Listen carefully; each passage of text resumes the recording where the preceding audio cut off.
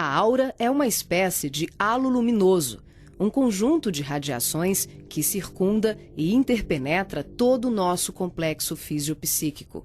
Conhecida também como psicosfera, fotosfera psíquica, veículo ou túnica de forças eletromagnéticas, ela é composta pelo conjunto de emanações dos diferentes campos multidimensionais ou corpos.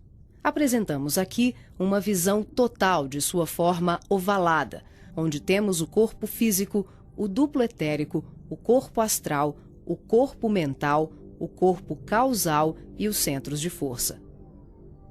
Através da animação em 3 dimensões, podemos notar com maior clareza que a nossa aura não começa na superfície do corpo físico. Ela é formada por camadas, conhecidas como campos sutis ou campos dimensionais. O corpo físico é a parte mais interna do nosso complexo. As camadas mais externas e sutis revestem e interpenetram todas as estruturas das camadas mais densas. O corpo mental envolve o corpo astral, o duplo etérico e o corpo físico.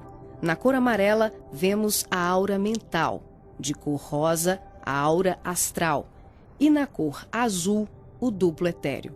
Essa atmosfera fluídica envolve todo o nosso sistema físico, revestindo os órgãos, tecidos e células com energias vitais, astrais e mentais. Dessa forma, o pensamento circula por todos os escarninhos do nosso sistema orgânico e psíquico. Na medida em que pensamos, automaticamente alteramos o nosso campo celular. Todos os estados de bem-estar ou de enfermidade são consequências dos conteúdos mentais e emocionais. Sua multiplicidade de cores, suas formas e alterações, quando analisadas e estudadas, podem indicar os estados de saúde e emocional do ser humano.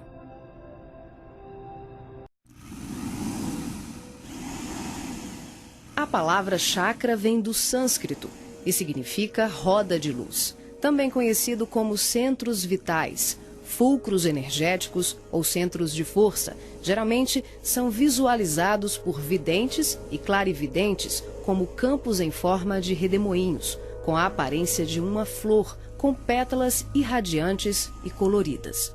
O nosso corpo é regido por esses centros, que vibram em sintonia uns com os outros ao influxo do poder diretriz da mente, estabelecendo um veículo eletromagnético no qual o pensamento vibra em circuito fechado antes de exteriorizar-se. Cada célula do nosso corpo pode ser considerada um motor elétrico ou diminuto centro vital. O complexo humano é formado por centenas de chakras, que são classificados como mínimos, menores, maiores, secundários, principais e primordiais. Esses centros de força desempenham diversas funções, dentre elas a de reger as atividades fisiológicas dos órgãos a eles relacionados. Levando em conta as várias escolas que estudam o tema, definimos como primordiais 10 centros: o coronário,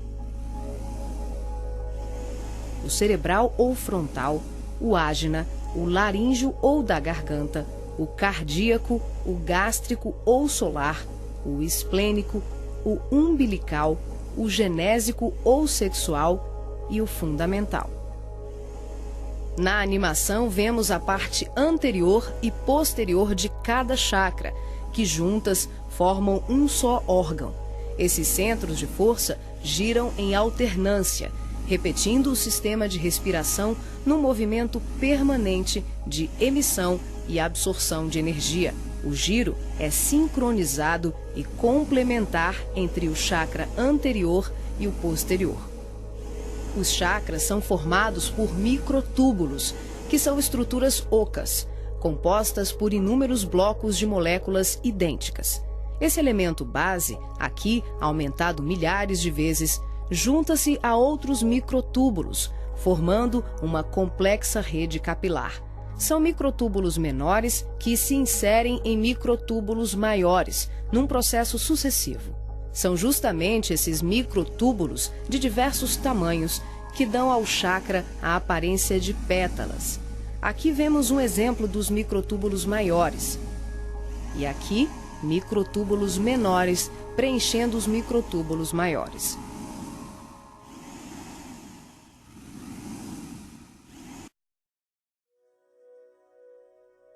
Assim como os chakras, a aura também é formada por microtúbulos, que podem ser vistos com maior precisão no duplo etérico. Os microtúbulos se afunilam, ficam cada vez menores e penetram os poros das membranas celulares. Como os citoplasmas das células é constituído em grande parte por água, que é uma das substâncias mais suscetíveis à magnetização, podemos concluir que o nosso bem-estar ou os nossos males físicos são frutos da nossa forma de ser e pensar. É assim que as vibrações positivas ou negativas geram saúde ou doença em nossas vidas. Tudo é resultado da direção e da qualidade que damos às nossas correntes mentais. Nessa animação, vemos através da aura e dos corpos. Os chakras estão ampliados e representados como lunetas se expandindo. Podemos observar o sincronismo das camadas mais externas com as mais internas. Temos os campos ligados ao corpo mental em amarelo, ao corpo astral em rosa e ao duplo etéreo em azul. Os centros de força das camadas superiores envolvem completamente os centros das camadas mais densas. Cada parte da luneta está contida na outra. Os microtúbulos maiores são preenchidos pelos menores.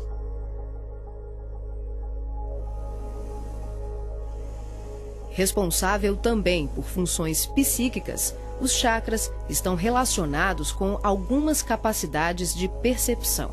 São núcleos importantíssimos em vários processos mediúnicos, formando uma rede complexa de assimilação, armazenamento e emissão de vibrações ou energias mentais ou sutis. Os centros de força podem ser considerados portais dimensionais, por onde fluem as correntes mentais que assimilamos e emitimos em regime de sintonia durante as diversas manifestações medianímicas.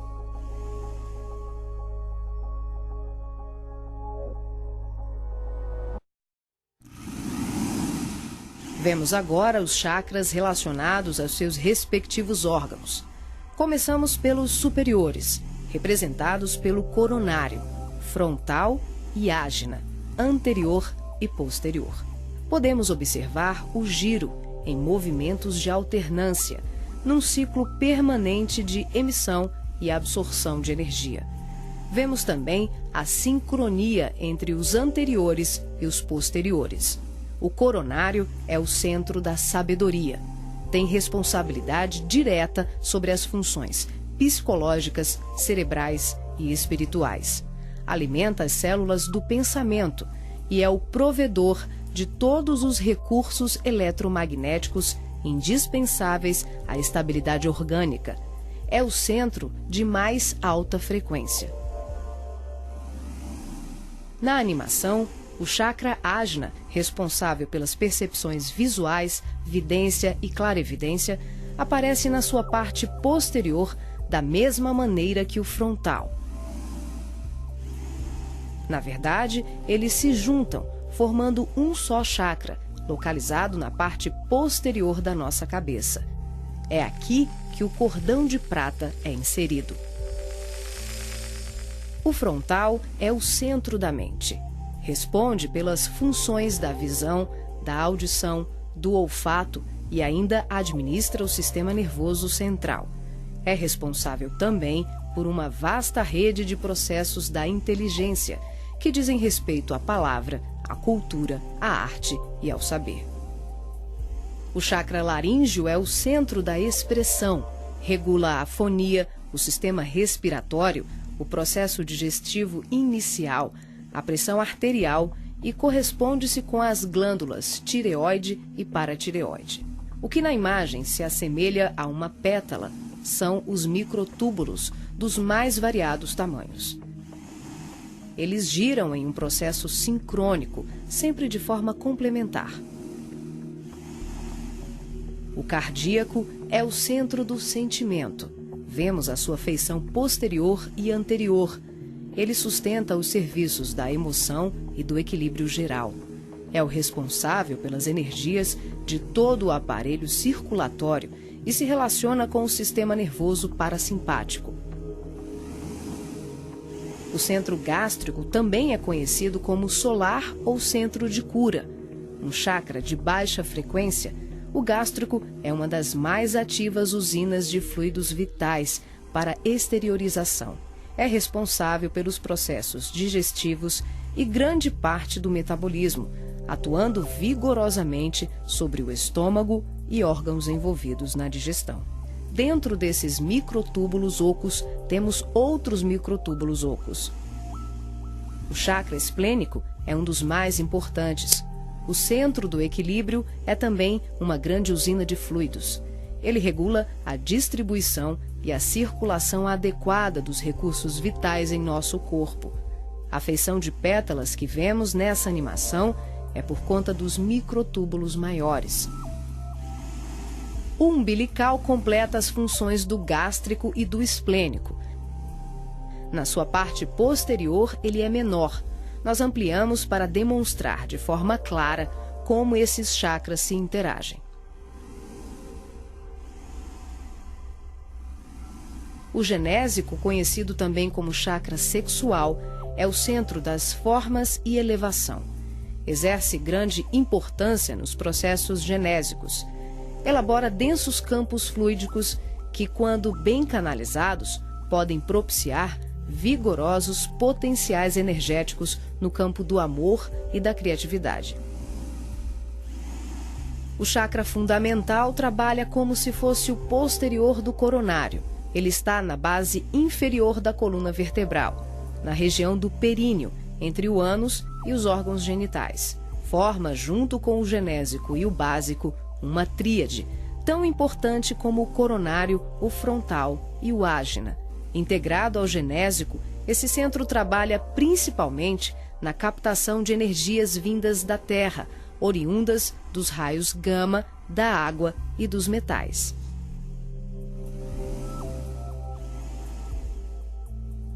Nessa animação, representamos o processo de desdobramento dos diferentes corpos. Vemos aqui a projeção ou saída dos corpos sutis do homem. O corpo físico permanece. O duplo etérico, o corpo astral e o corpo mental se exteriorizam. Os fios coloridos dão enfoque ao funcionamento dos cordões fluídicos, que são os responsáveis pela interação entre os corpos. Para ressaltar os fluxos mental, emocional e vital, subdividimos o cordão de prata, que assimila todos os fluxos, em 3. O cordão de prata propriamente dito, que liga o corpo físico aos demais corpos sutis, aqui representando apenas o fluxo mental. Em amarelo, o detalhamento do fluxo emocional.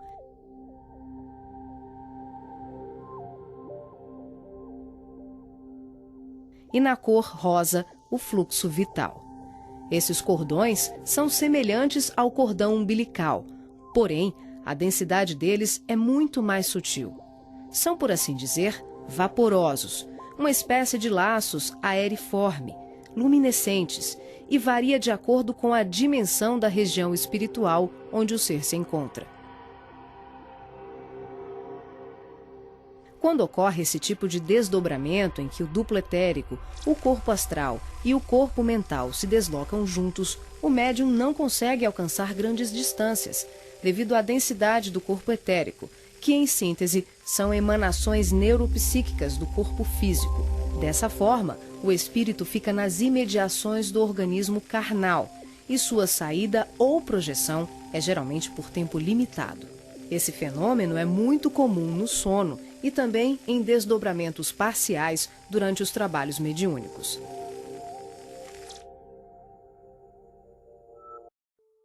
Nesse exemplo de desdobramento, a projeção se inicia com a exteriorização dos 3 corpos sutis, o duplo etérico, o corpo astral e o corpo mental. Em seguida, o passivo devolve ao corpo físico os eflúvios vitais, conhecidos em seu conjunto como duplo etérico, que tem como uma de suas funções assegurar o equilíbrio entre a alma e o corpo de carne, garantindo o calor indispensável à colmeia celular. Desembaraçado dos veículos mais densos, corpo físico e duplo etérico, o médium se desloca com o corpo astral, envolvido pelo corpo mental e pelos outros corpos mais sutis, aqui não representados. Ao devolver as energias neuropsíquicas, o médium projetado fica, por assim dizer, mais leve e ágil, o que lhe permite uma melhor condição de trabalho e observação, além de lhe possibilitar o deslocamento para regiões diversas.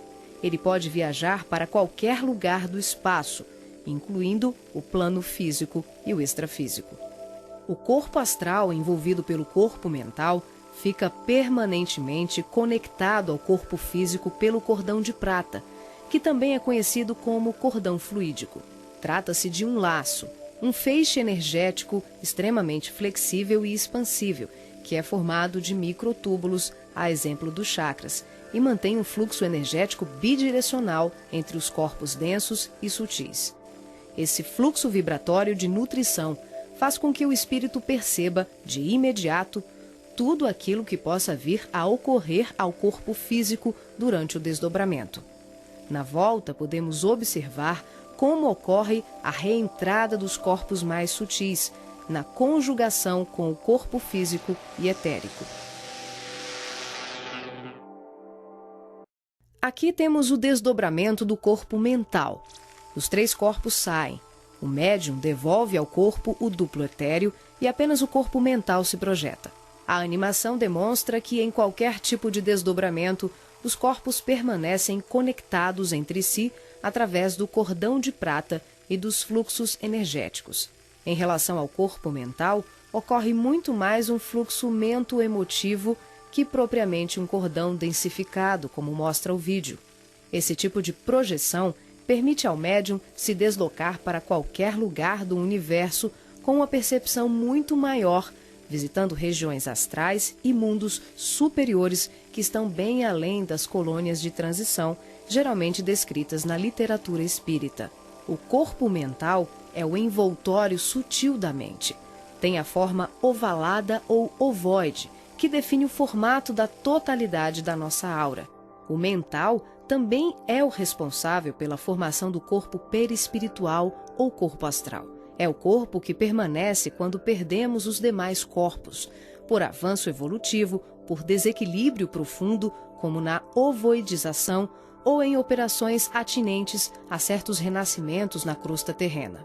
É por essa razão que os espíritos que perderam os corpos mais densos, corpo físico, duplo etérico e corpo astral, por monodeísmo, permanecendo envolvidos apenas pela túnica mental, são chamados de ovoides ou esféricos.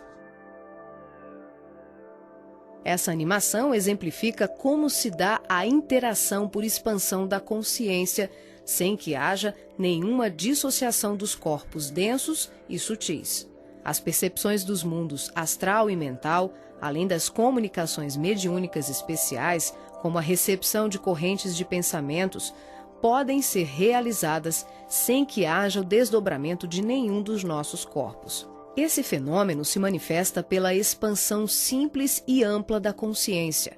É um processo interior de qualificação e sutilização do medianeiro, um acesse. O ser vê, ouve, percebe e interage com outros seres e diversos mundos, sem que ocorra uma saída, uma viagem, um deslocamento. O espírito pode estar em vários locais ao mesmo tempo e perceber, tomar conhecimento de tudo o que o cerca e tudo o que o envolve a grandes distâncias. É o todo em cada parte, é cada ponto contendo o todo.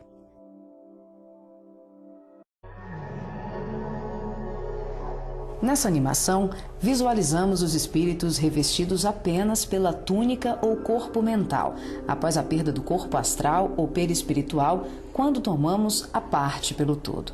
São denominados pelo espírito André Luiz de esferoides ou ovoides, tristes mentes humanas sem apetrechos de manifestação, verdadeiros fetos ou amebas mentais, que são utilizados por mentes criminosas e perversas em processos obsessivos, tecnicamente organizados, tanto em relação aos desencarnados como encarnados.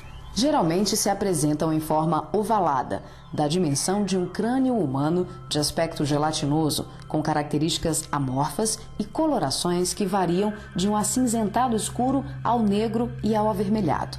A perda do corpo astral ou ovoidização são atinentes a vários processos, que vão da reencarnação à sublimação do espírito.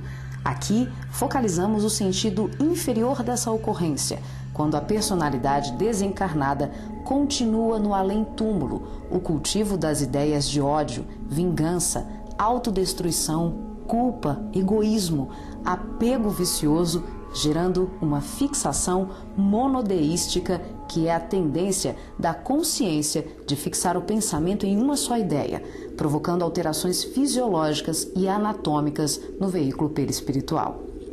As partículas mentais circulam em circuito fechado pelo campo da aura e são absorvidas pelos chakras, provocando a assimilação de forças degradantes pelas células perispirituais, que passam a operar em regime de desequilíbrio, até que pela repetição incessante e de longo curso de tal mecanismo, o ser gasta, por assim dizer, o seu corpo astral ou perispiritual, ficando revestido apenas pelo corpo mental.